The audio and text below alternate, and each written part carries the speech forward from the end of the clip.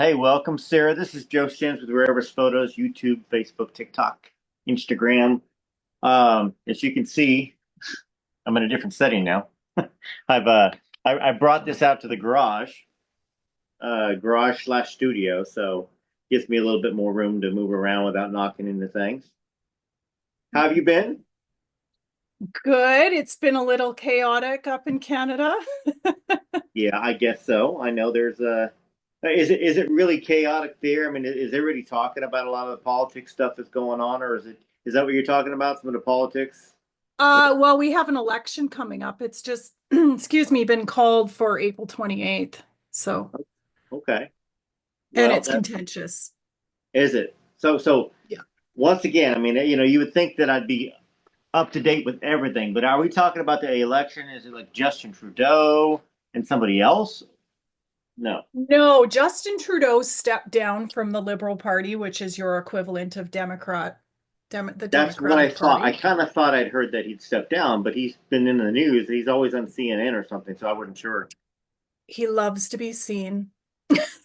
Okay. Well, So he stepped down and man named Mark Carney has taken his position, who was his economic advisor for about 5 years during his term. Mark okay. Carney was. He was Trudeau's economic advisor. So he is running against another man named Pierre Poilievre, who is our equivalent to Republican Party, our Conservative Party, which is kind of more of a centrist party, really. It's not as conservative as a traditional Republican Party, Right. right? So, yeah, Well, so it's good to know that there's not just it's not just America that is upended with politics. I mean, it seems like I was out playing tennis the other night, and everybody was in a different political side, and a couple of the guys wanted to argue, and I'm like, we just want to play tennis. you know, I mean, and then it got into you shut up, and I'm like, why are we acting like children here? Let's just, if you want to talk about it. But anyways, I yeah. mean, politics is one of those things. I always keep it off my channel for the most part. I try to, but because it's so touchy. People lose It track is, of it. and it's divisive, right? Like, or Yeah, divisive. It's people, yeah, everybody's got a slightly different view. So, yeah, that's cool. yeah, Yeah. yeah. It's So, just, so tell me what's been going on. Let's see if I can still continue to get this oh, well, camera adjusted. I'll show you what's been going on. I don't know if you'll be able to see this because it's kind of shiny, but I I got see it. a new copy of Are You Lonesome Tonight? Yes, you It might be do. backwards on your end, the It's very shiny. text. Yeah, So my husband ordered it for me, and it's got a bunch of stuff on the inside, so I'll show everybody. okay, great. It has like a little bookmark. You can see that. And it's got a picture of Lucy and Desiree. That's great. I love that. That's a Yeah, brand new copy of an older release, isn't it? that's right. Yeah, it's a brand new copy. So I was quite impressed. I didn't know what to expect. He ordered it for me. I got it in the mail, and I'm like, wow, this is pretty cool. It's pristine. Yeah, Um, and there's a wonderful picture of Elvis, of course, in his prime. That's what I would call it. right. I'm thinking that would be him around maybe 1957. I feel like 57. Yeah, that may be 59, 60. That feels like his hair after the army in When he 60. got out of the army. Yeah, I Yeah, feel like that. yeah. Yeah. Yeah, that's how Lucy liked him. Right out of the army. So and then I've got hmm just a little piece of paper that says review copy from Random House. Okay. Yeah. A review And then copy. there's like, yeah, and there's like a press release in here from Villard Books, division of Random House. And it's just got like a whole thing. You Okay, can see very cool. that? Yeah. Yeah, it's really neat. And it's got a whole write-up. I mean, I can read a bit of it if you'd like. Sure. Yeah. Go ahead and read it. Yeah. Okay, it says, Are You Lonesome Tonight? The untold story of Elvis Presley's one true love and the child he never knew. And it says, On a cool night in Memphis, high on a grassy hilltop, there's that hilltop. Elvis Presley fell in love with a beautiful, beautiful French teenager with sparkling green eyes, a melting smile, and a haunted existence. I guess they're talking about her dark past. Hmm. This love ignited a passionate romance hidden from the world for 24 years. I'll just read a couple of paragraphs out of this. When they met in 1953, Lucy DeBarban was a troubled teenager who begged God nightly to free her from a physically and psychologically tortured life. At age 11, Lucy had been forced into marriage with a mature man.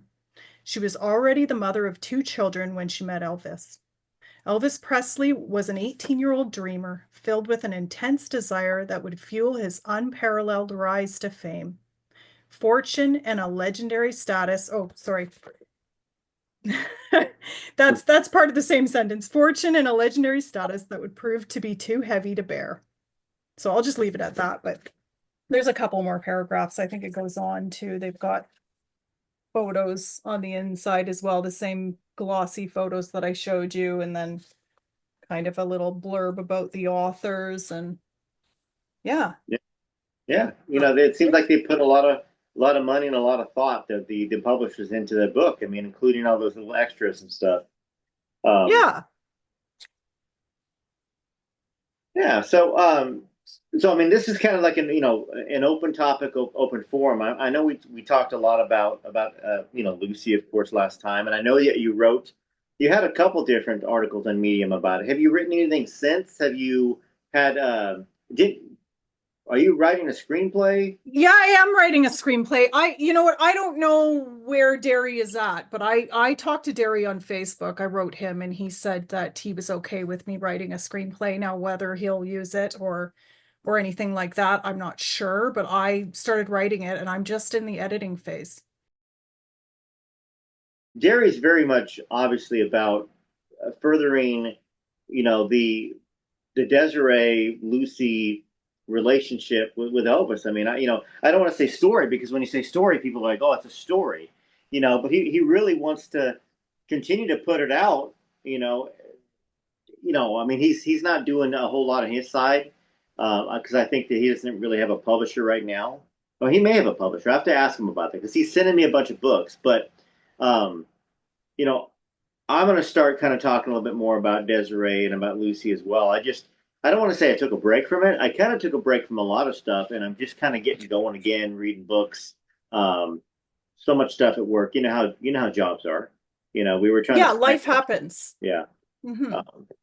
But I talked to Desiree here and there. We messaged each other. I put her in touch with Bridget Cruz. Of course, Bridget was Priscilla Presley's, in a sense, business partner. I mean, 51-49. She was 51% ownership of Priscilla Presley, in a sense, Priscilla. And she called me maybe 3 months ago. I think I'd sent her my number is what I'd done because I know there's a lot of stuff going on with the lawsuits. I said, hey, I'd kind of like to know what's going on.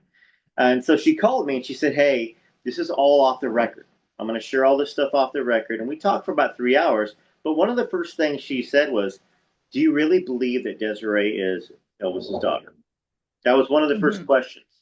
And part of the reason why she wanted to talk to me. And I said, yeah, I do. I said, I believe it as much as I would believe anybody.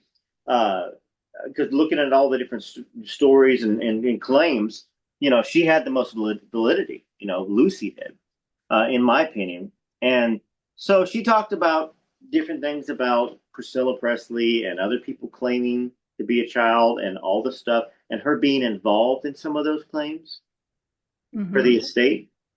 And I can't really talk about it specifically, but um, anyhow, maybe about 3 weeks ago, Bridget said, "Hey, um, call me." And I was busy at the time. I said, "I can't call you now. I'll call you later." She goes, "Well, try to put me in touch with Desiree because I've got something that she may be interested in." So I did, and I put them in touch with each other. They talked, but Bridget said she's a very sweet woman. I believe her, is what she said. Um, And I think that as we continue to talk about Lucy, talk about Desiree, Are You Lonesome Tonight, it's important that somebody that was that close to Priscilla and, in a sense, Riley and the granddaughters and all this stuff, she was there for several years with Priscilla, in the know of all the different claims against the estate, um, that she believes Desiree, to me, has got some credence and importance to kind of further the story or the narrative at least.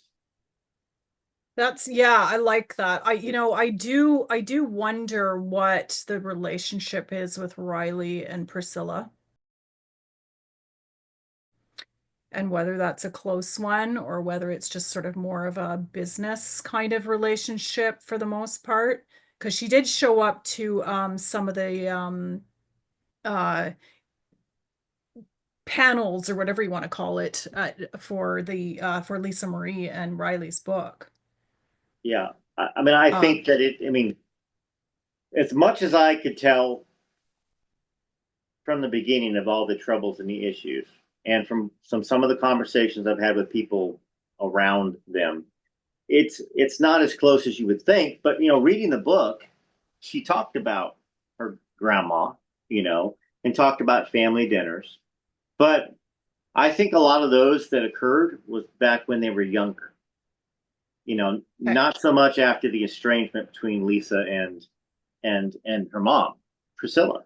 Um, and certainly that lawsuit, that was not there was a huge estrangement that went on there. That was certainly a lot of hurt feelings and stuff because it was a gigantic money claim. It was a claim that it was a fraudulent change, and the only signatures that were on there were Ben and Riley. So the claim would be towards them that it was fraudulent, that they fraudulently changed the will, not Oh, Lisa.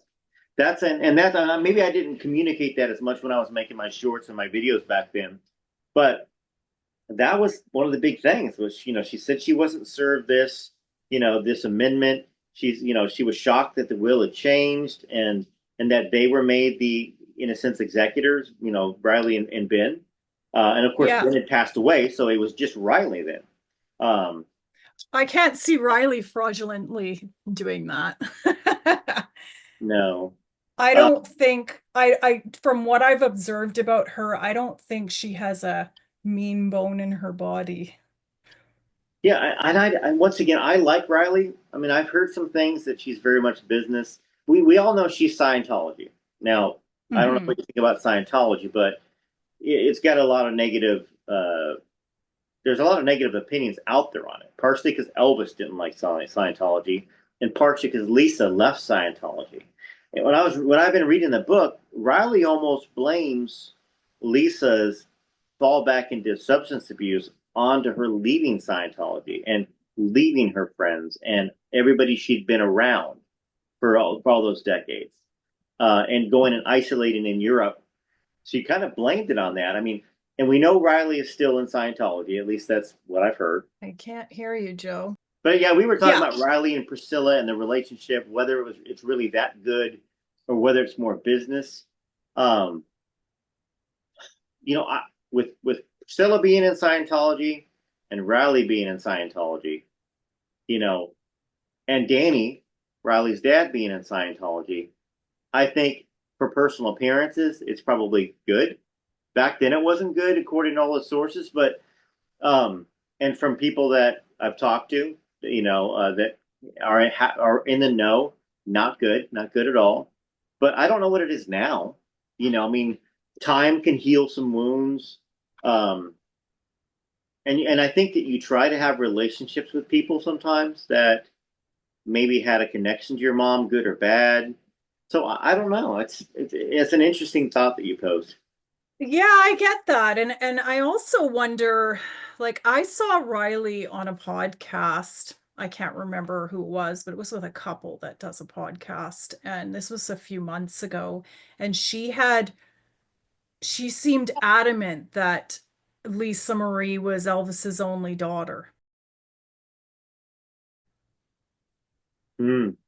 So I'm wondering if she knows about Desiree or her mother ever mentioned that. I mean, I would think she knows somehow, but why wouldn't she explore that? That's what I'm wondering. Or does she have like handlers who are kind of controlling or managing that? Well, I think that the if there's another daughter out there or son out there, you know, according to Bridget, in actual Elvis's actual will, they would be entitled to a piece of it, regardless. So I think Yeah. for the business of Elvis, for the percentages that she has and her sisters has, I think that her handlers, I think Scientology, who gets I'm sure gets a piece of it. You know, for her to bring it up, did the person that was interviewing ask her about it, or did she just how did that come about? I mean, her saying to the She daughter. was just talking about her mom growing up and whether her mom felt like she was really lonely being an only child. I think it had to do with like siblings or how her mom felt about being the only child of Elvis. Okay, So okay, that sort of came up when I think they were asking her about her family. Yeah, and yeah. her mom's experience growing up. And then she said, well, my mom's the only daughter of Elvis, or something to that effect. And she seemed very like adamant about that. So, Yeah, interesting. I yeah. mean, I don't know. You know, with Desiree being out there in California, Priscilla 100% aware of Desiree. She's been aware of Desiree since the Julio Iglesias days. You know, Right. I probably put that on a podcast somewhere. But yeah, they did meet. I can't. I'm not going to specify. Desiree asked me not to share the exact story. They did meet Yeah. though, um, Okay. and Julio was there Oh, interesting. as well. Um, Yeah. and it didn't go well. It did not go well. Huh. Yeah, it's probably hard for Priscilla to swallow that because then she has to admit that Elvis had kind of a love of his life and it wasn't her, or at least that period of time was split between her and someone else. Yeah. Well, if she read the book, then she knows that Elvis got back in touch with Lucy while she was pregnant with Lisa. And so, yeah, that would bring up a sore spot for her, regardless, because uh, according to Priscilla in her book, Elvis asked her for a separation while she was pregnant.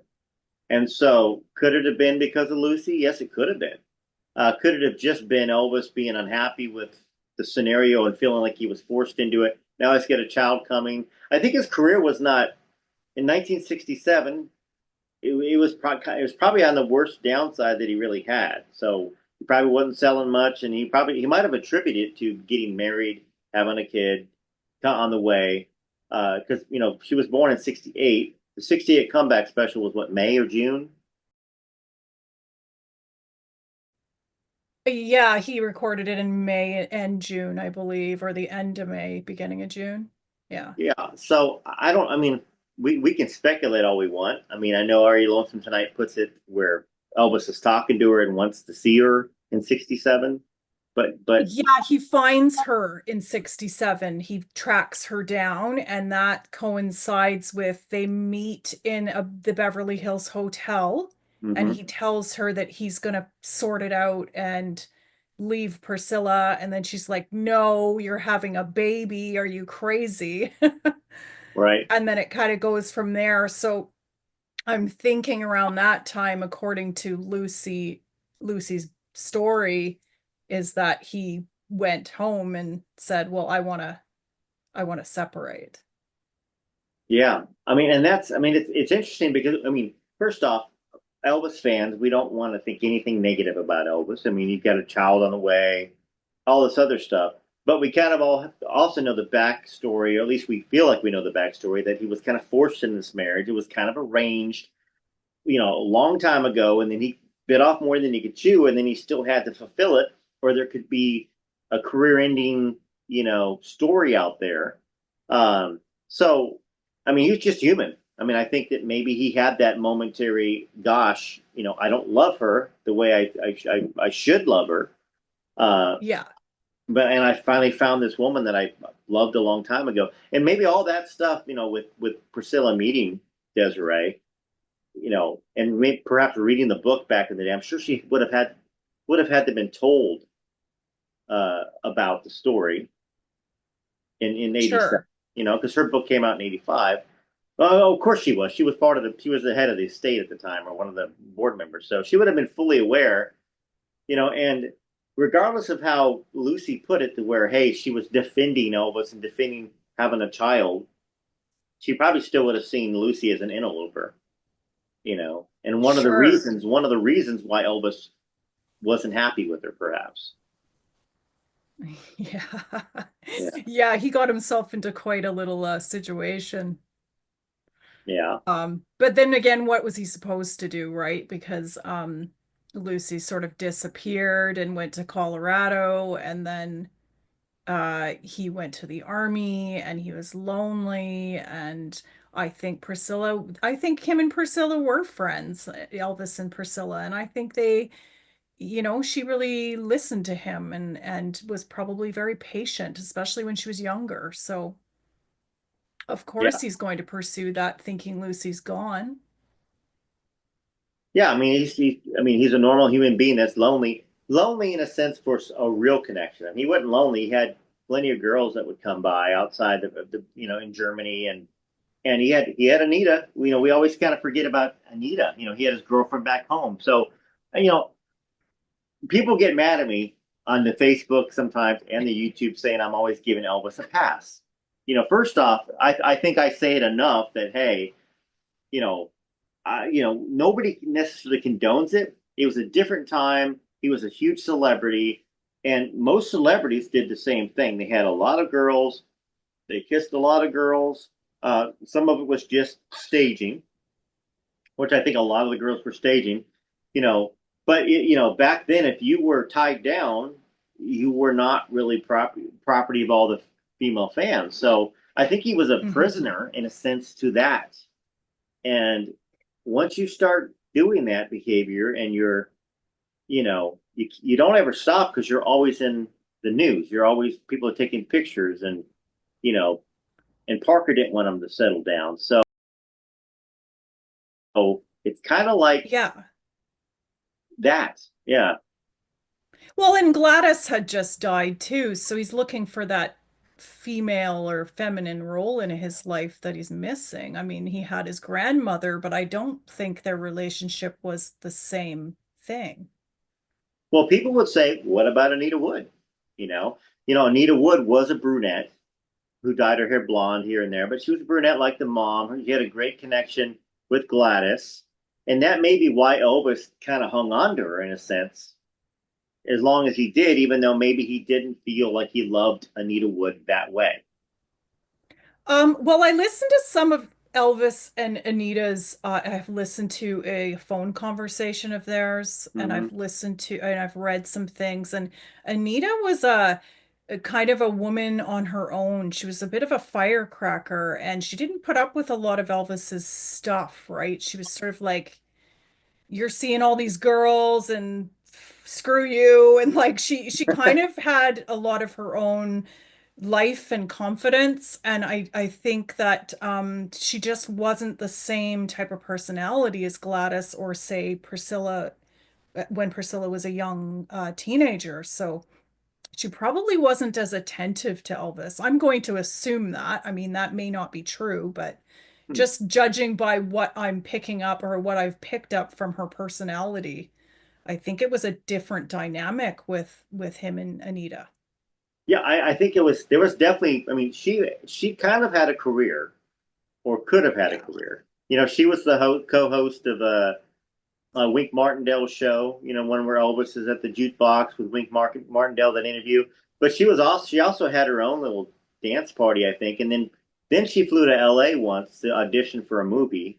So I think she wanted her own career, and I think that maybe the one of the reasons, perhaps, maybe she continued to want to have her own career, and Elvis wanted to have the traditional stay-at-home mother-wife, which nowadays people like, oh, what a jerk, what a macho sexist guy that is. I mean, but for the times in the 1950s, if a man had a lot of money and worked and did a job and you're going to have kids together, that's kind of was the kind of the expected role, of a woman back in the 50s, uh, Sure. Yeah. Yeah, absolutely. And just to touch back on him being involved with Priscilla when she was 14, 15. I mean, he was 24, but um men mature slower typically or at a different pace than women. yeah, He was only 24. I mean, he was a baby, really. I mean, people, oh yeah, yeah, okay, well, he was an adult, but he barely. yeah, He was still thinking like a teenager, and because he lived in that bubble, he was probably even that much younger in some ways, even though he was wise in his own way and very intelligent. Um, he was still very young. yeah, So I and don't think it's that unusual for him to be attracted to a girl that's 14 or 15. I mean, when I was 16, I had a boyfriend who was 22. right. And I think one of the some of those famous songs back then, you Sweet 16, was kind of but back then, like I said, it was one of those things where, like you said, it's guys do mature a lot slower. Girls are a lot, but I mean, but at the same time, we can't compare 1950 to 1920, or sorry, to 2020 or 2010. It's just a whole different society, and I think we understand, according to this society, gosh, everybody should be single for longer and shouldn't get married until they're 30, because the idea now is have a career, live your experiences, and that's going to make you happier. I don't know if that's the truth or not.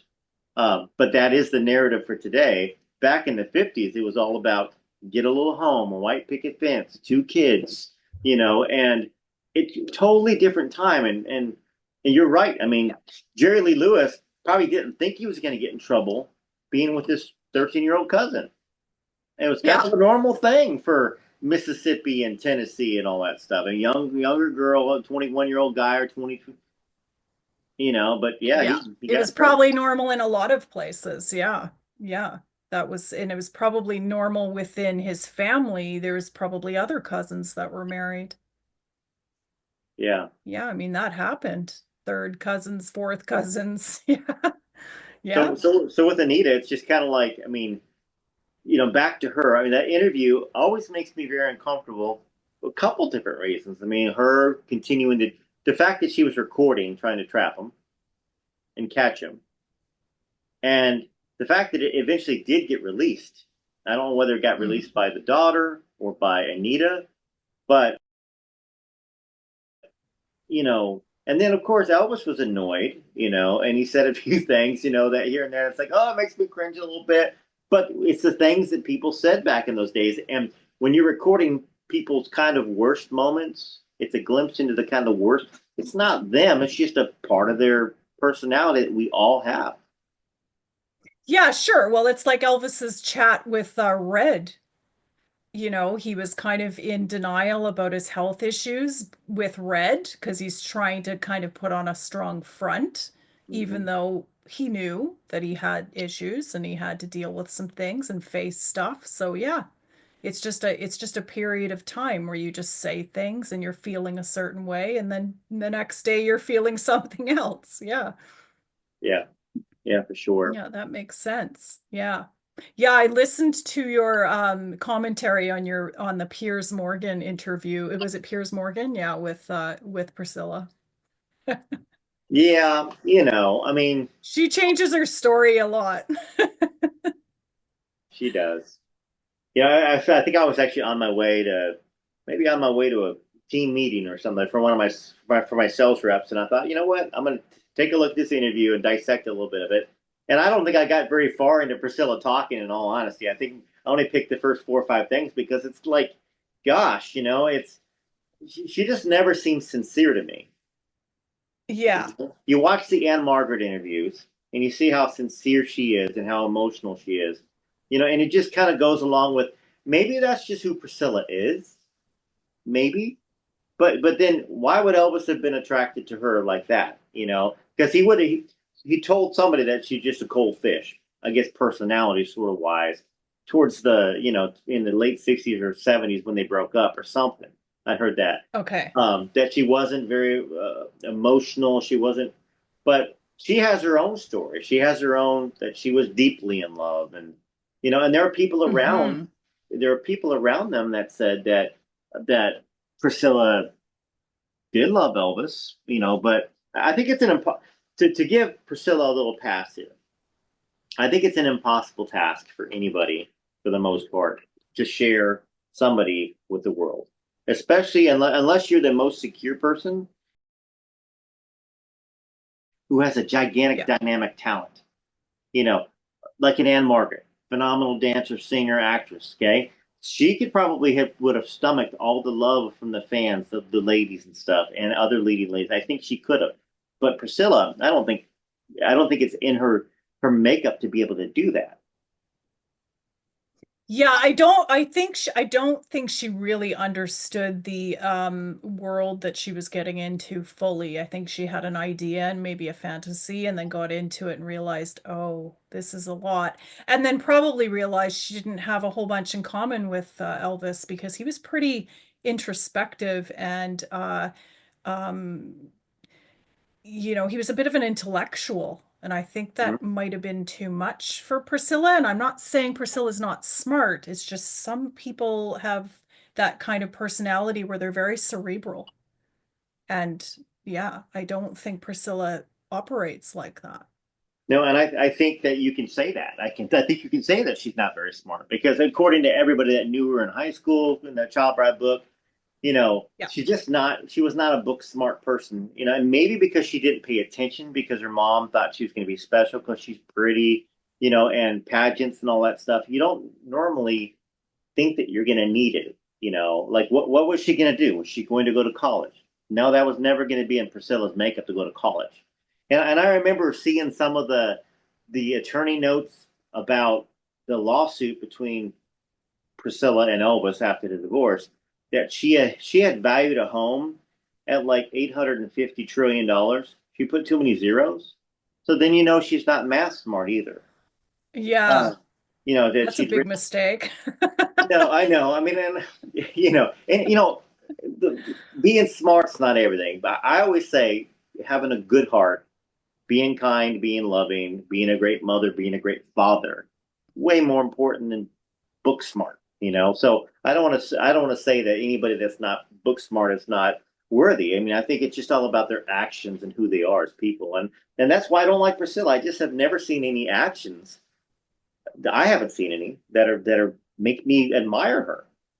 Well, I mean, this is obviously my opinion, but I just think she heavily relied on Elvis and his name financially and didn't really make her own way. And part of that could be because she was basically raised by him since a teenager, and that was kind of her security in her life. But also,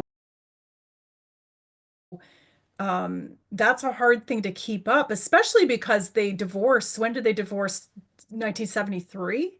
Yeah, that was the official one, but they were separated in 72 and maybe even late 71. Um, Right. So she was already separated from him, and then she still continues to kind of ride this wave, and probably lived way beyond her means because of the way she liked her lifestyle and the pressures of probably living in Los Angeles, I would mhm, imagine, and the kind of people she surrounded herself with. So there's going to be financial pressures, right. and then not having the means to really support herself fully, I'm guessing. So, but still, I mean, there's someone on Facebook that runs like a preservation of Graceland page, Hmm. and there's a lot of apparently upkeep that isn't being done at Graceland as far as I can see. So it's Right. like, where's the money going? What's happening here financially with this property? And yeah. Well, the thing is, the lions the lions, the plaster was falling off of them, of course, around Meditation Garden. It had been like that for years. And so, and of course, it had been that way in a sense when Lisa still had it. So it's one of those things where exactly, well, maybe they thought let's leave it as it was and let it age as it is. But Elvis wouldn't allow that. He would have.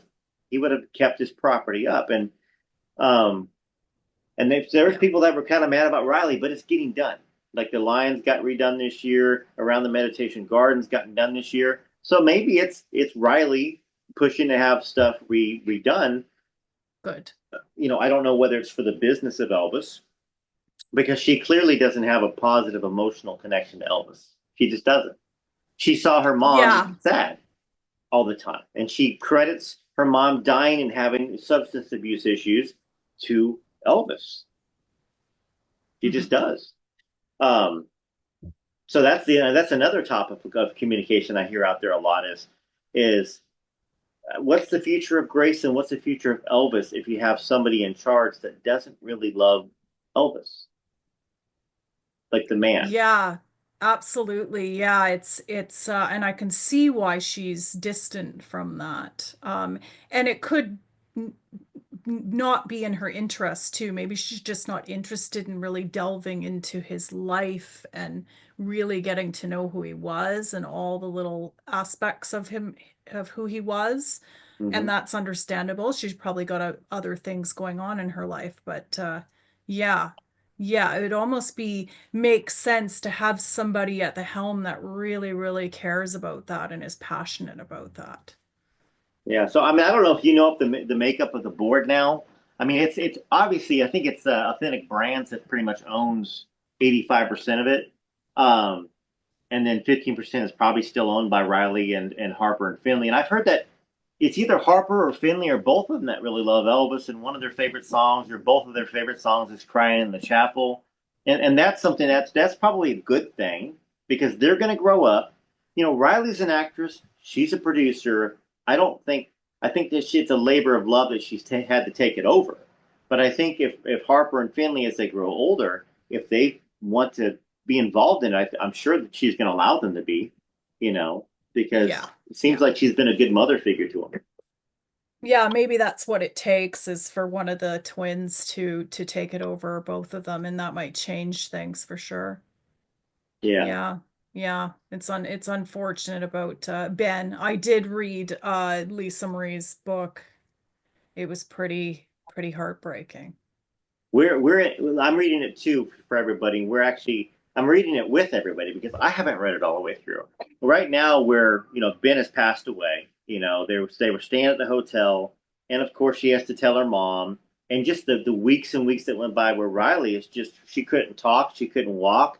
It's like that person being married to somebody for 50 years and then the other person dies. It's almost like she died for a couple of weeks. So it's interesting to see how much Riley has been through because of her mom, because of Hmm. her brother, in a sense, because of the stresses and pressures of being a Presley. Um, but I feel bad for her. So I do feel like I kind of defend Riley, even though I know that Riley doesn't love Elvis like we do, you know, or Yes. or at least she's like you said, she might be protecting herself. Maybe she's not saying it because she doesn't want to talk about it. I don't know. Yeah, it could be. And I just have this feeling like I know Riley's a pretty strong character underneath her very sweet personality, I can tell, but she might have some handlers. She might have some people around who are saying, "Don't say this, do this, don't do that." Yeah.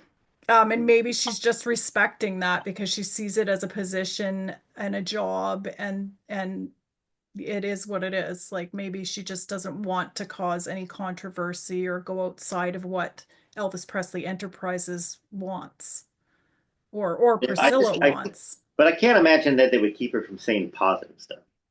You know what I'm saying? That they wouldn't talk about the positive. Now she might not talk about it because of all the pain that she sees that her mom went through, but I mean I think she's doing as good a job as she can for, in a sense, being thrown into having to do it. She probably didn't expect that she was going to have to do any of this stuff. And then her brother passes away. Then it's just her, and then her mom passes away, and then she's thrust into it instead of when she's 45 or 50. Perhaps Yeah. instead of, and instead of in the middle of her acting career, her producing career, and She's a fine actress and she's a fine singer. Daisy Jones and the Six is an amazing series. I wish she Yeah. was that artist. I really do, because my wife and I, we'd go to the shows.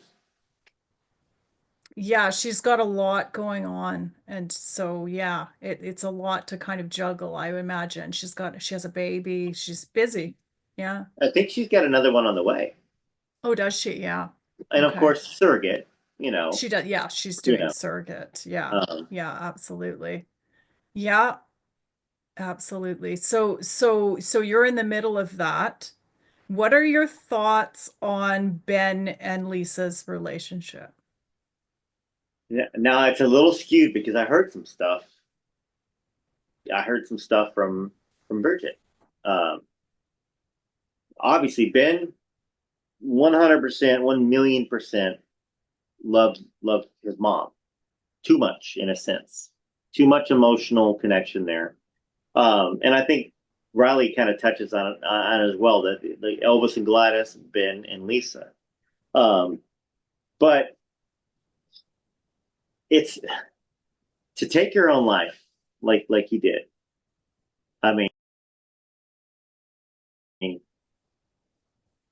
have you been around somebody that's done that or threatened to do that? I mean, do you have personal experience? Yes. Yes. I mean, how did you feel when they did that? I mean, did you feel like, just how did you feel about it? Well, I mean, it's the first thing that comes to my mind right now is what a waste of life. But also when you're in that, I imagine that it's you feel stuck, like you have no other way out but to do that. And you kind of can't get past like tomorrow will be another day. And Mm-hmm. there's options. You have options, right? So you have to be in a pretty dark headspace, I would imagine, and possibly experiencing some psychological issues. Or maybe I know Riley touched on the fact that Ben had been drinking and he was doing some drugs as well. I think pills or something, or MDMA or whatever he was doing. Right? Um, that may have messed with his head a little bit, and possibly seeing Lisa struggling probably broke his heart. And then he's also this guy in his mid to late, well, he was 27 at the time, I think, mid to late 20s, who really wasn't sure what he was going to do with his life. He didn't have direction. And I Mm-hmm. think that, as far as I'm aware, it's really difficult for boys, or men, I should say, in their 20s if they don't have some sort of purpose or direction. I think it's easy to get mixed up in getting inside your head and not doing things that are good for you, if that makes sense. Yeah, I mean, what's it? But then you expect it. Okay, drinking, drugs. That's the direction you expect it to go in. When I think of people that take their own lives, those that are people that they have cancer, people that have horrible pain going dated, every single day, every single week, every single month, something that can't be controlled. I always go, okay, I can understand that. Somebody that's young, the psychological part of that is it I'm going to show you how much you hurt me? Did him and his girlfriend have a fight, a huge fight? It doesn't seem like it, but then again, would we know? What would trigger somebody to end it all at his girlfriend's birthday party? And I think that's where Riley had to be furious about it in a sense, and depressed and sad, and so did his mom, and so did the girlfriend, because that's it's to take your own life at that point. I mean, I know COVID had started and all this stuff, but everybody had to have known about it. And Riley mentioned that Lisa knew that he had a lot of disturbing thoughts, so he'd been Okay. Yeah. communicating it to Lisa. Um, why there was a firearm? had plenty of money, obviously, so he could get it anywhere, right? Um, Yeah. but to love your mom, to love your sister, to love your girlfriend, but to end it all, what I mean, it might have been what you talked Sure. about, no purpose in life. I mean, he had a $5 million record deal that I don't think he ever cut anything. I don't know whether Priscilla put it together because there's no details on that. Just that he had a 5 million. Priscilla told Larry King when he was alive, because I believe she had an interview with Larry King before he passed away, and she told Larry King that he didn't have a record deal. Well, I think he did. I just don't think he ever recorded anything. Okay. Um, and being the I remember the photos coming out about how he looked just like his grandfather. So then you got that pressure, I mean, to be compared to the most best looking person too. COVID happening, so he was kind of cut off. I don't know. It's baffling to That me. that house they were living in too, Lisa Marie had moved out because there was mold in it. So maybe there could have been something like that affected the brain. I don't know. Molds can kill Mold you. can mold can affect your brain. Sure, it could have been a combination of things, but I have a feeling it was a really deep depression that kind of gradually happened over time. Yeah, and I had heard from that there was something specific that had very very much had upset him. I don't know if it drove him to do what he did, but something that he kind of learned about his mom. That I mean everybody has a right to be a human. But so when you talk about what do I think about the relationship, just obviously it's way too codependent, way too connected. And sometimes that's because the mom dotes too much, doesn't let the child be self reliant, and Yeah. and I mean, once again, I mean, talking heads here. I mean, she tried to do the best she Gladys. could. Gladys kind of repeated over again. It's like a family trauma. Um, yeah. Yeah, I mean, I know Gladys had a lot of health issues as well, but I think she dwelled, from what I've read about her, it's she kind of dwelled on things a little too much, right? And she kind of had that, I don't know if it was depressive, but maybe ruminating on things, worrying a lot about stuff. Yeah. yeah, yeah, Like and Vernon seemed, although Vernon was more serious, he seemed like a lighter character. yeah. So maybe Lisa got that, and so did Ben. That because gosh, I mean, the pressures that we have in our lives, sure, we've been through some stuff here and there, but I think if you're born with the weight of the Presley name, and if you're born with the weight of the expectations and letting people down, Lisa let people down all the time, even though it wasn't her job to be as good as Elvis, to be as good a singer, to be as good looking. Her weight fluctuated. They had to have killed her. I mean, it's for a normal woman, it's difficult, but to be a Presley, even so much more. And so Ben, like you said, 27, no direction. He's 27, still living Yeah. at home in a sense. Floating back and forth. Yeah, he had money, he had famous friends, um, but the financial part was I mentioned it some back when Graceland was supposedly potentially sold. I think I mentioned somewhere, gosh, I mean, what if there'd been a loan taken out because Lisa had taken a loan out because she was under so much financial pressure that she was being sued by all these. It was a reasonable thought. Some people didn't like me saying that she would never do that. Well, when people are in gigantic financial situations and they can't get out of it, but they've got a big project coming to bring them a bunch of money, sometimes you leverage it. Elvis had leveraged Graceland himself back in the day. Yeah, he So did. Yeah. I mean, financial pressures. Maybe there's not much.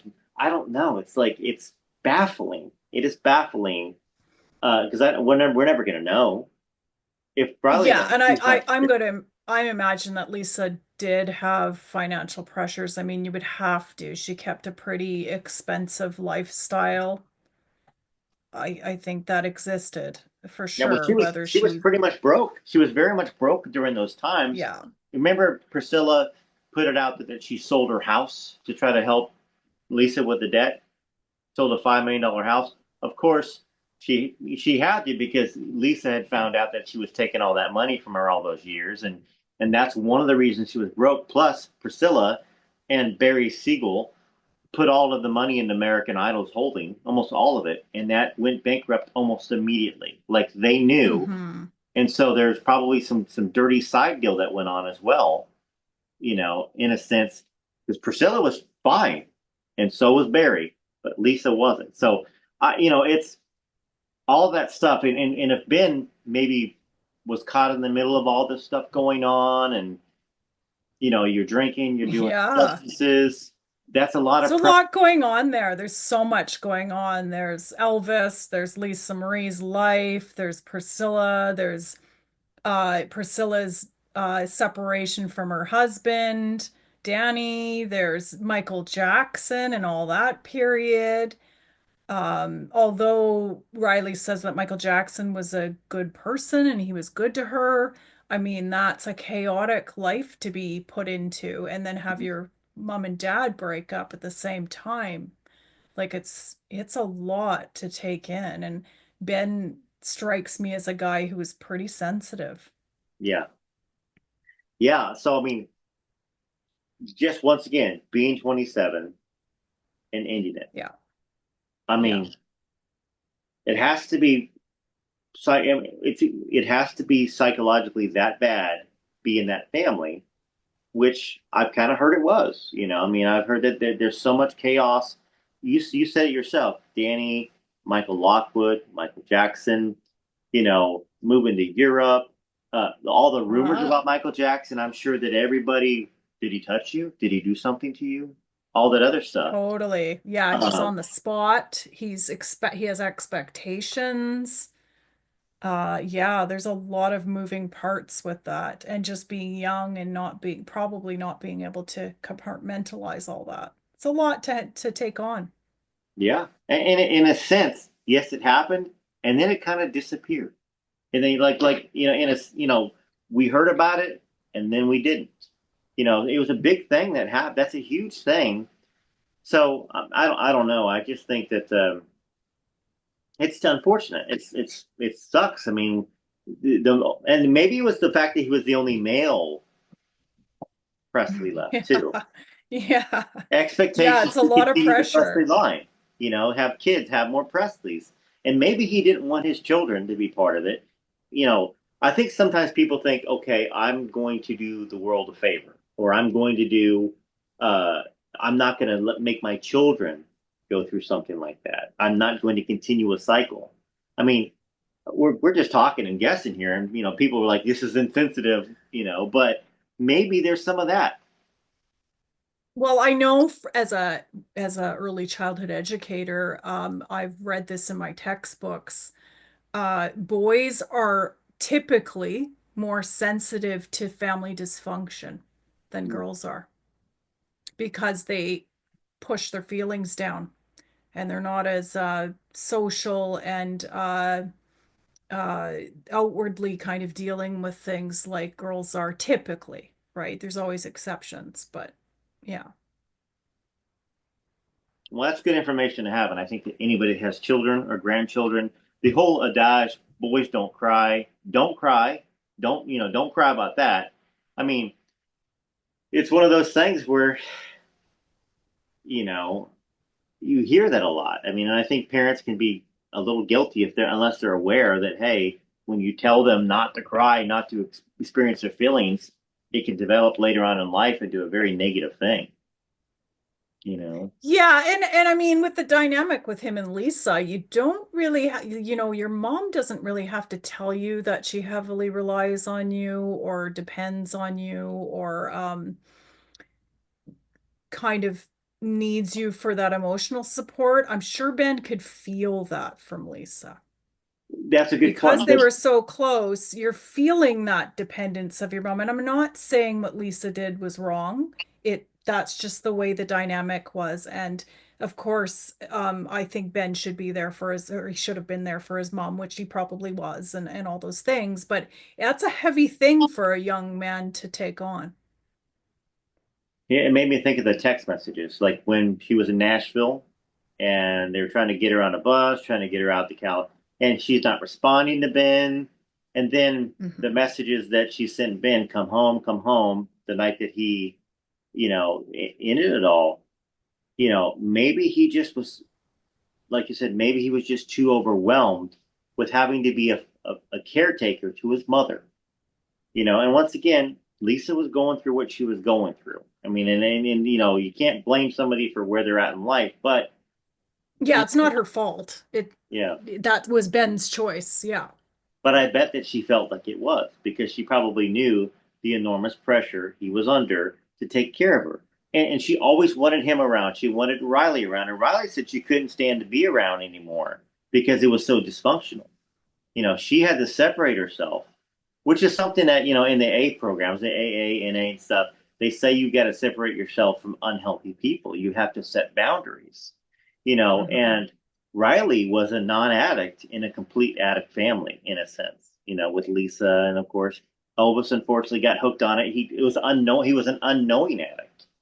Right. Lisa was a knowing addict, and Ben was unknowing. He knew that he had issues. He went to Yeah. rehab and all this other stuff. So I Yeah. think he went to rehab. I can't remember the. Yes, I think he did, and I think he did more than once. I'm guessing at that, but I think So then you that's feel like a yeah. failure. I can't kick it. I can't beat this. Maybe he knew that he was so addicted to whatever he was addicted to.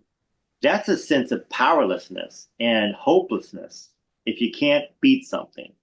And you should be able to. In your mind, hey, I should be able to stop drinking or doing substances. I should be able to stop it, but I can't. I'm a loser. I'm a failure. I'll never amount to anything. They all, you don't have addictions unless you've got psychological issues. You know, Yeah, absolutely. Yeah, it's a band-aid kind of, yeah. yeah, just a temporary band-aid, and it makes it worse. So yeah, I mean, and I've Yeah. got a lot of friends, I have a lot of family members as well, so I understand about addictions. And my brother died when I was young, and he had addictions. My older brother died about 3 4 years ago. He had addictions until the last 8 years of his life, and they destroy your life. They take it over. They are in control. And so maybe that's the part of Ben that doesn't get talked about is that he was in his addictions probably so bad that you have to feel, like you said, to end it all. There's got to be some sort of a catalyst, some reason, you Yeah. know. But, Yeah, it's sort of like this depressive state, I think, that leads up to something, and then yeah, there's some sort of trigger. hmm, I'm thinking. yeah, I'm yeah, I know. guessing. Yeah, yeah. I know. Yeah. Yeah. I know you asked me what I thought about Lisa and Ben's relationship. Um, I know you had other topics that you wanted to cover last time. So do you have any of those that came to mind, or did you have some things you wanted to talk about coming into the second conversation? Well, we could talk about a little more about Lucy and Elvis, or Okay. we could kind of touch on some of Elvis's ancestry. So it's up Hmm. to you, Joe. That's it. Well, I mean, let's talk a little bit more about Lucy and Elvis, because I know that you've done a lot of research. You've read, and you probably reread certain passages. And a lot of people haven't. People are still getting through the series. Some people haven't even. They're going to stumble upon this and they're going to go, Elvis and Lucy, what's that? And if you just go to Rare Elvis Photos, click on Rare Elvis Photos, there's a playlist that says, Are You Lonesome Tonight? Elvis and Lucy. Click on that and then sort from oldest to newest. You can read along with us. That's what we're talking about for anybody brand new coming into this conversation right now. So, what part interests you, or what part has you intrigued, or questions, or Well, it was interesting when I was writing my screenplay or the book adaptation of the screenplay.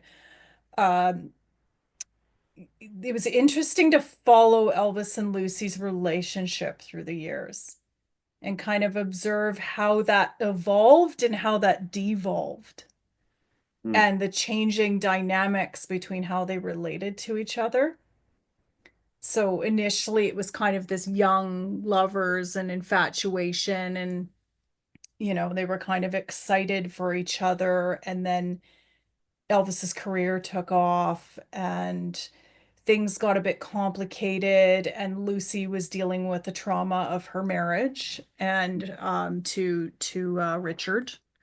Um and and having children and kind of feeling a bit left out of Elvis's world in a way, I think, but then also wanting to be separate from that world because she wanted to protect her children and protect her privacy. I think privacy was really important to Lucy. And initially I was angry with her because I thought, oh, why couldn't you have just been with Elvis? You loved him, and this is so frustrating. And every time she sort of pushed him away a little bit, I found it frustrating. But going through all these things, I realized that she probably did the right thing because she had a complex life and already had children. And Elvis, I think he was meant to have that career. So she was kind Mm. of helping him preserve that and maintain that and have that for himself, even though he was reluctant because he really wanted to be with her.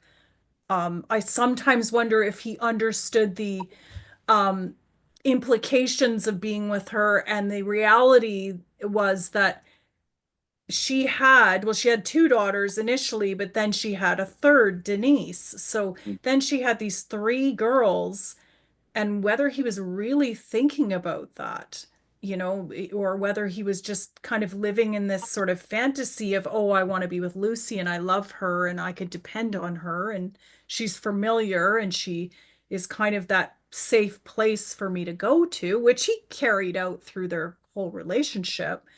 Um, I don't know if he was really thinking about how that would look. I think we talked about this before, is when he invited her to go to Texas when he was doing basic training, she would have had to bring her three daughters with her. Mhm. What would that have looked like? How would Gladys react to that? It's complicated, and I think, yeah, in the end, I'm not angry with Lucy for doing that, and I'm not frustrated because I realize she did it for a reason. Yeah, and not just that. That's a great point. 1958, she's still married. Why would Yeah. anybody go in front of the cameras? Because everybody was filming Elvis every day, taking pictures.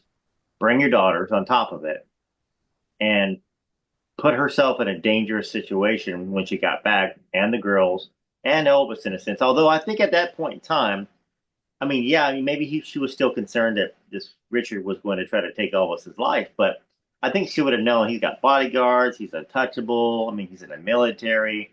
I don't think it couldn't have been that much. It had to be about protecting herself and protecting the girls.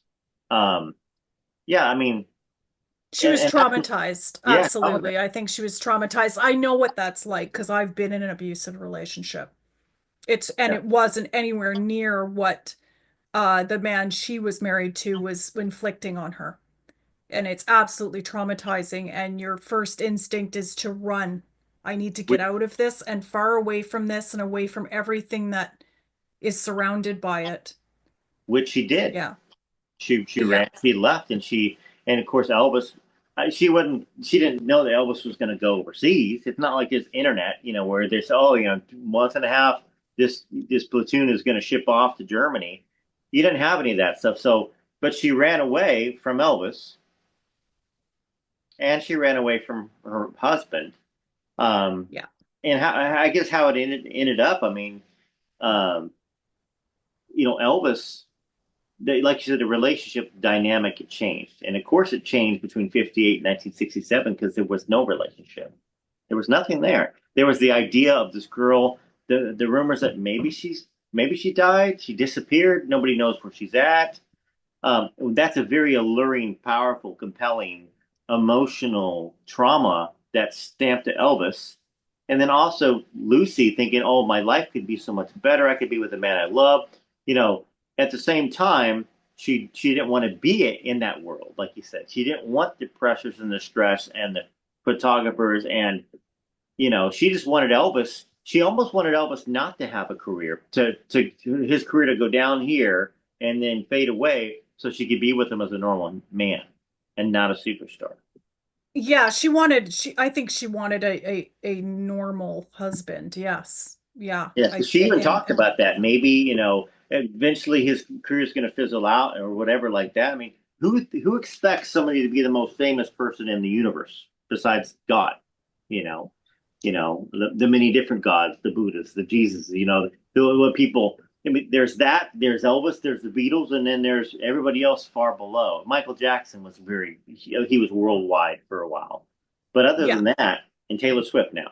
Uh, but Yeah. it's a very, you're talking about four, five, six people in the history of our lives, at least, that were that famous. And I don't know if she or anybody even back then understood how big Elvis was, because they didn't have the internet. If there was internet in the 50s, 60s, and 70s, you know, uh, Elvis didn't even know how big he was.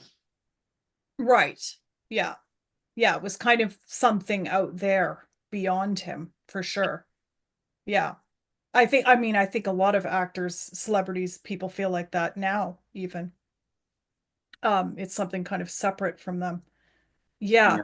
It's it's it's interesting how that evolved through time for sure. And I think at some point it almost became like routine because eventually, as I went through writing the screenplay and going through their story, it became a series of phone calls.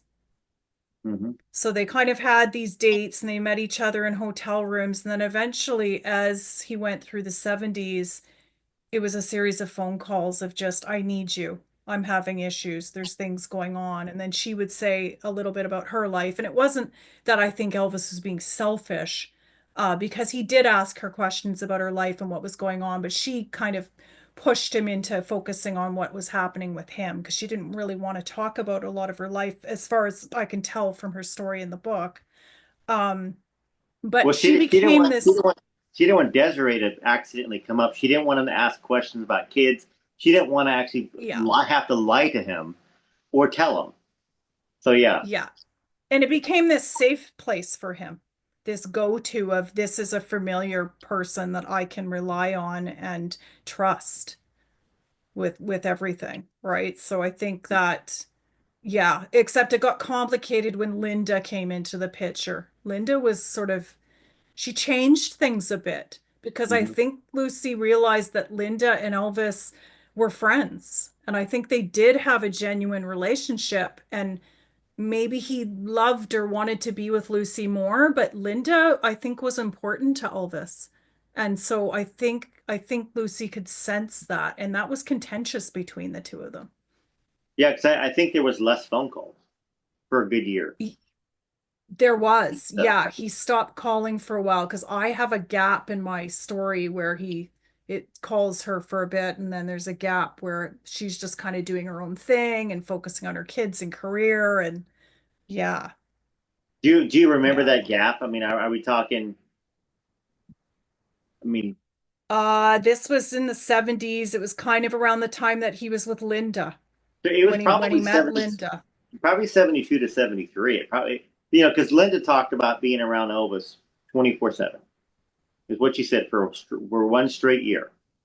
And that would make some sense if they were around 24/7. Elvis is not calling, and he's not needing to call. He's not needing, in a sense, you know, because like you said, you didn't really think it's that bad that he would reach out to her, not that selfish. It's almost like their relationship developed into an old friend that had a spark. There was still a spark there, but it was an old lover that you knew was going to pick up the phone, that was going to comfort you, that would probably come. And for Lucy, it was probably a little bit of both. It was almost like that flame of getting to have uh, an afternoon or a night or a couple of days of love and feeling and that passion that was missing from her marriage.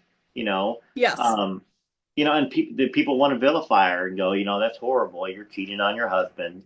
He apparently was aware of this relationship, and he was I guess he was acceptable because he had to convince her to marry him, for him to take care of her, and Yeah, she got Jack and some. her made a deal. Yeah, because he told her he was moving to Dallas to take a law degree or something. Yeah, I believe it was a law degree. And he wanted to move to Dallas from Monroe. I believe they were living in Monroe or Alexandria, maybe. Alexandria. And yeah, and he had that shop, that women's apparel shop.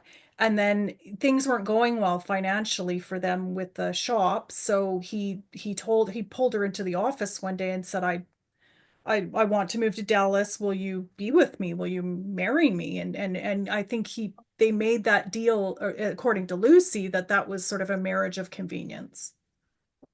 Right.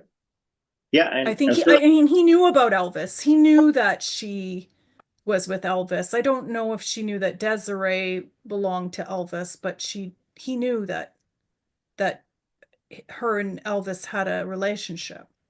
yeah, that's true. I don't know if that's one thing that isn't clear. I'll have to text Desiree. Hey, did your dad, you know, because he's no longer living. I don't think. I don't think Jack's alive anymore.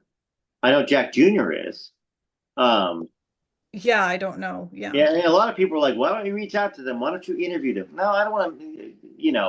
I'm sure they don't want to be dragged into the controversy and all of a sudden. Because when I was reading the book, there were people reaching out to Desiree Presley's that were not even Desiree Presley.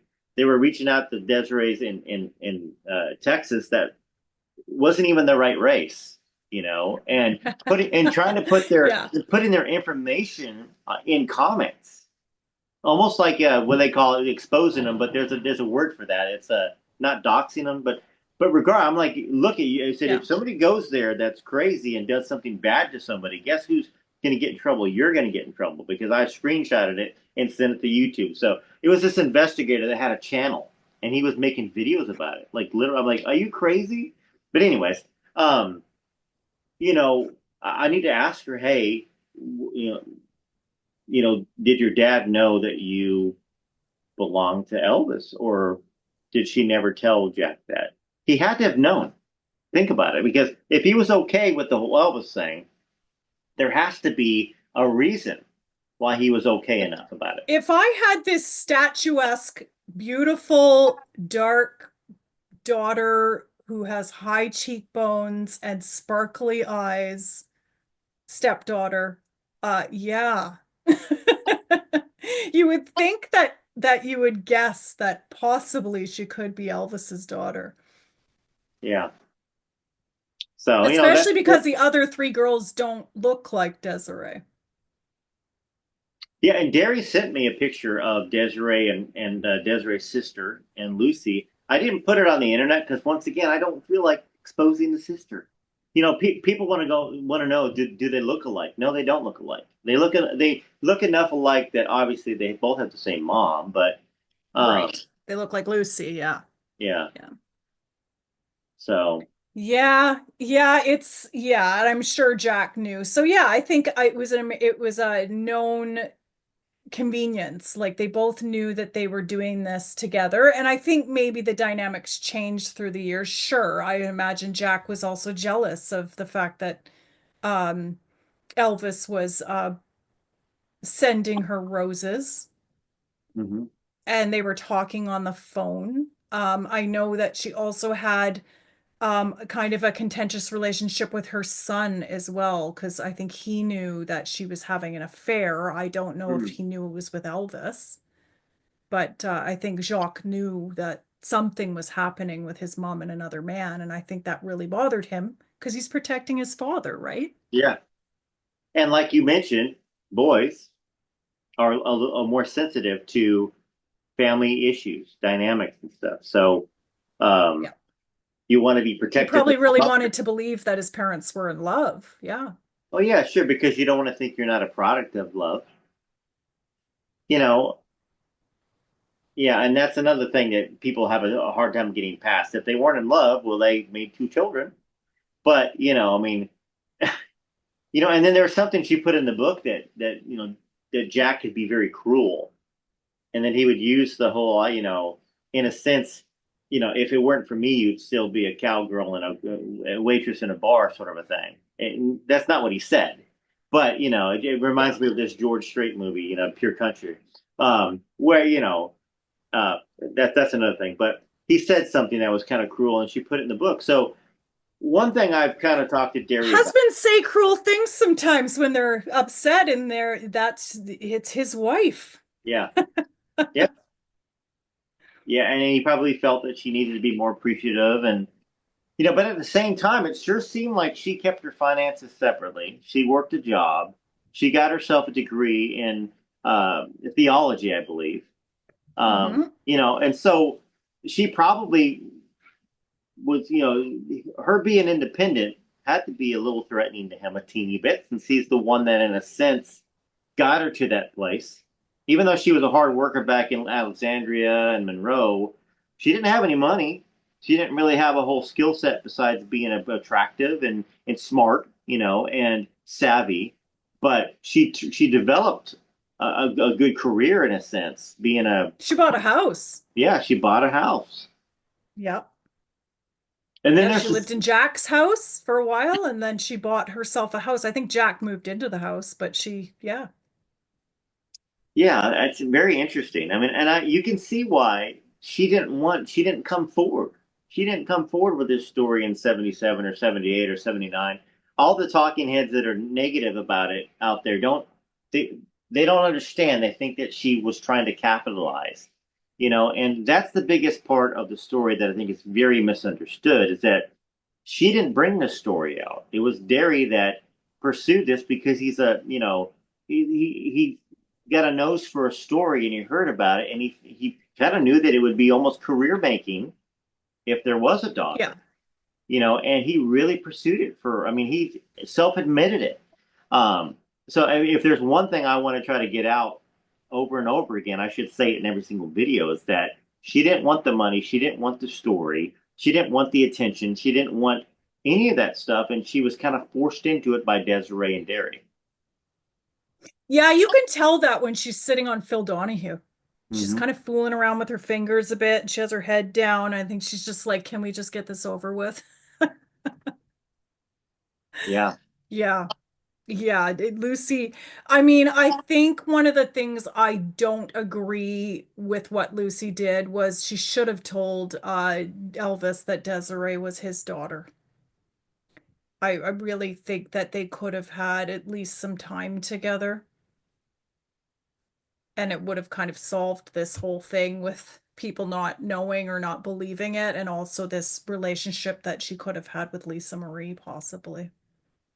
But I agree, but at the same time, if I remember correctly, every single time that they got together, there was some reason why she couldn't. He was still with Priscilla. He, was going through a career altering moment, or, uh, he was sick, and that's not a good time either. Um, so when is a good time to tell somebody you've lied to them and kept something from them for 17 years, 16 years, 15, 12? Maybe it would have been 1967, but he was having a child. Is that a good time? Yes. You know, Yeah, probably more like 75 or 76 might have been. but she But I got mean, mad at him. She was mad. yeah. She was mad at him very often during that time. The drugs, I mean, the substance abuses, um, and I just remember. I mean, I don't have the details, but it just seems like I went back looking at different sections. I thought the same thing. When she could have when could she have told him this, and it was appropriate. She went to the Beverly Hills Hotel to meet him again at some point in the early 70s, I believe, or somewhere around that point in time. And it might have been the mid 70s, I feel but like 73, 74. Yeah. she said that Desiree asked her if she could go with her because she was going on a work trip. Hmm. And then she said and she didn't, I don't know if she said no, but the story indicates that she didn't bring Desiree with her, obviously. And then she met Elvis in a hotel room. Yeah. So Yeah, Yeah, that's I mean, shoulda, coulda, woulda, right? right. And people could be mad at her because the thing is, she didn't have the. It's not a bravery thing, but in a way, it is. You really have to. She was stubborn. She would have had to Yeah. admit. I mean, there's just it's never a good time when a decade has passed and you get a child that's 10 or 11 or 15 or there's never a convenient time to be truthful Yeah, or and honest.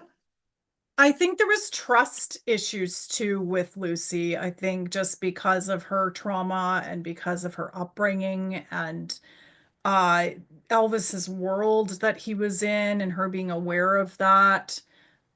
I think he trusted her fully, but I don't think Lucy trusted Elvis fully. I think Which she struggled with that.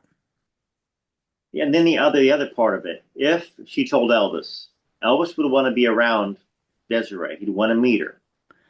Um, she was worried about Colonel Parker. I think that she talked about that about Colonel Parker, and that there was it was either in the book or Desiree told me this, and I don't know if I should share it because all that stuff's off the record. But there was certainly people that came and tried to do something bad to Desiree. Was that in the book?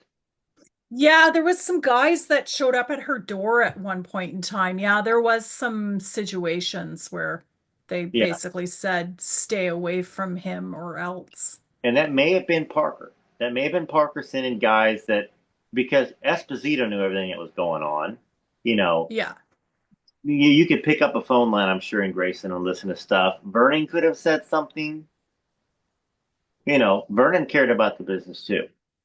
And I know Yeah. that she said nice things about Vernon in the book, but it doesn't mean that Vernon wouldn't have been looking out for his son because there'd already been a lawsuit with a girl that claimed there was a child, and so there's this woman calling all the time, on the Lucy, or Desiree. Yes, she called yeah, Vernon a few times, several times. Yeah.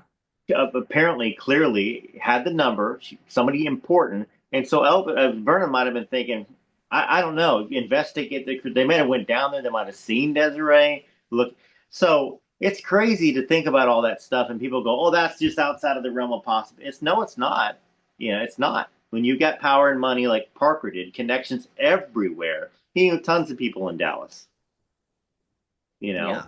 he could have just Yeah. sent a couple people to investigate, take pictures, send back to him. So I wish Parker was still alive because we could talk to him.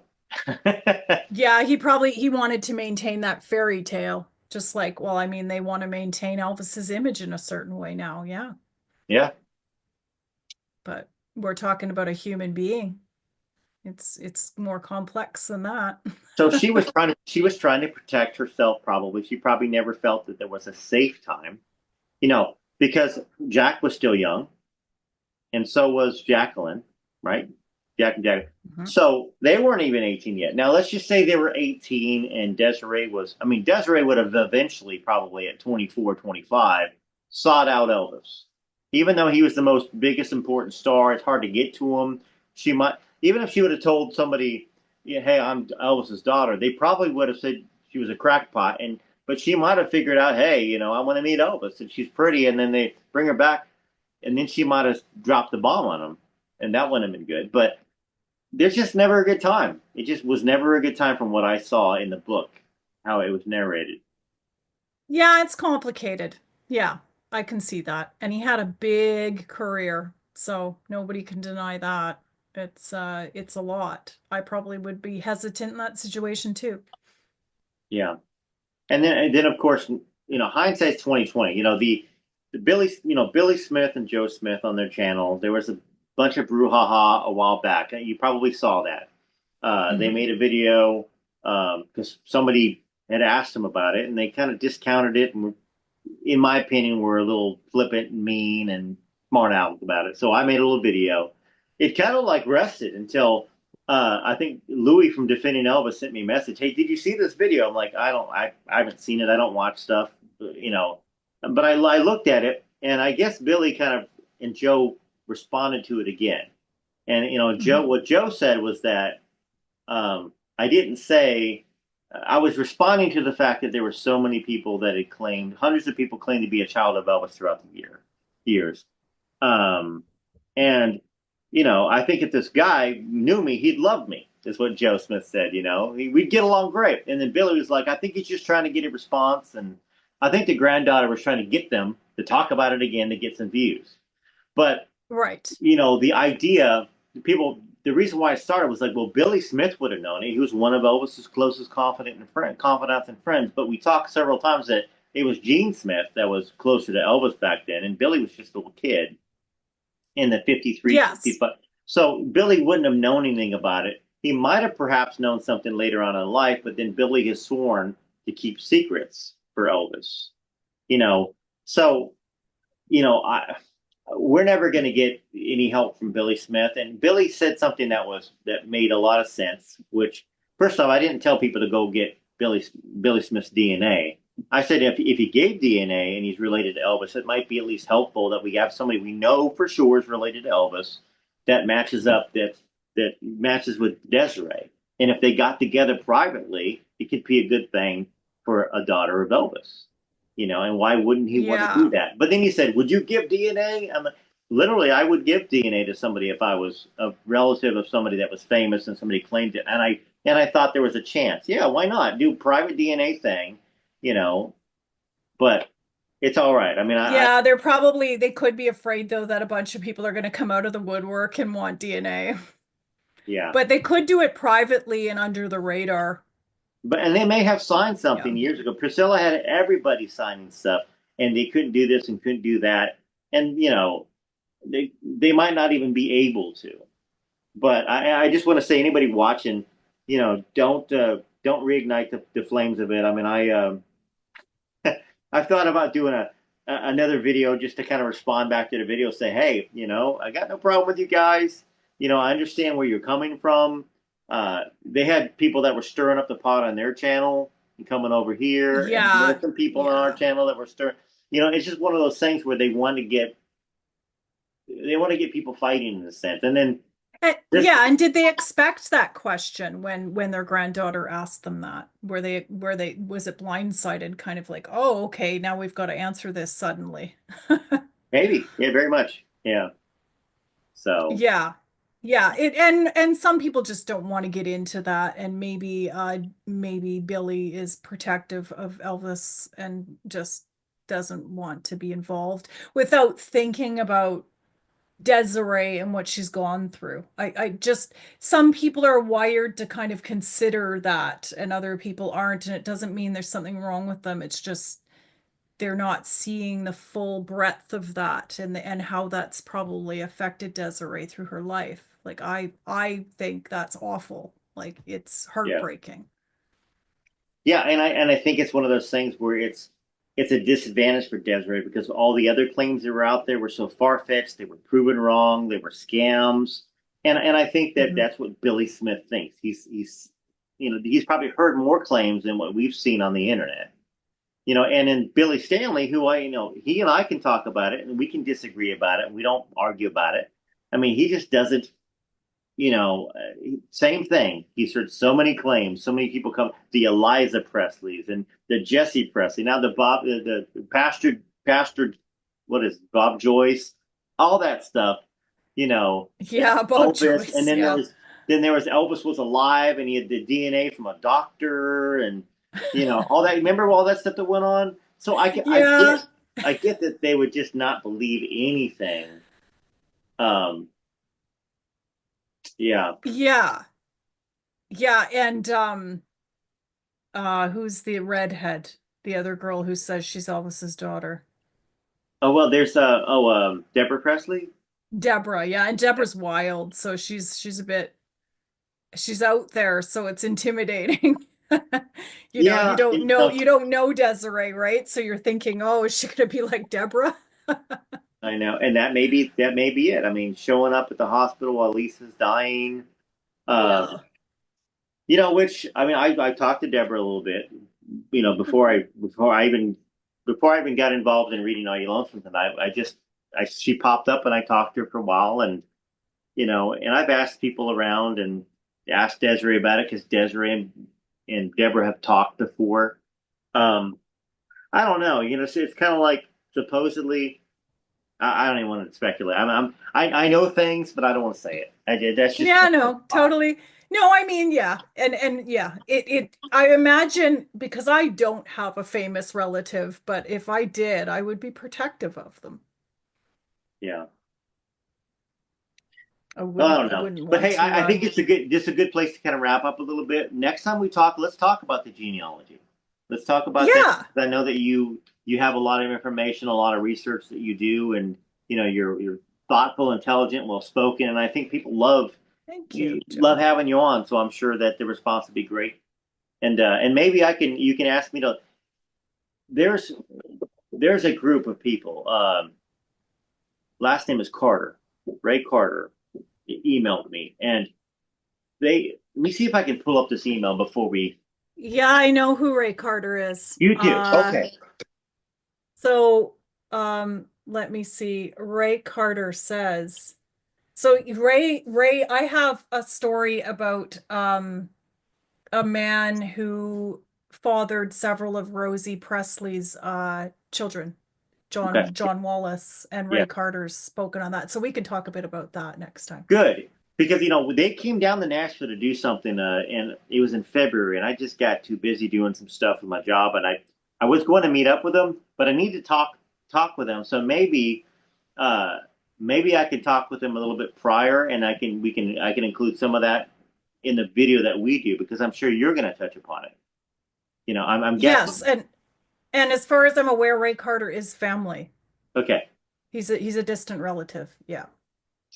All right. Well, good. I mean, I think that's very, very intriguing and interesting. I had somebody email me about their boyfriend or fiance being a fifth cousin of Elvis, I think, and having the twin toe. Oh You yeah. know how Elvis Yeah. has a twin toe, that basically the Uh-huh. conjoined. Um, so yeah, the interesting stuff. I mean, it really is.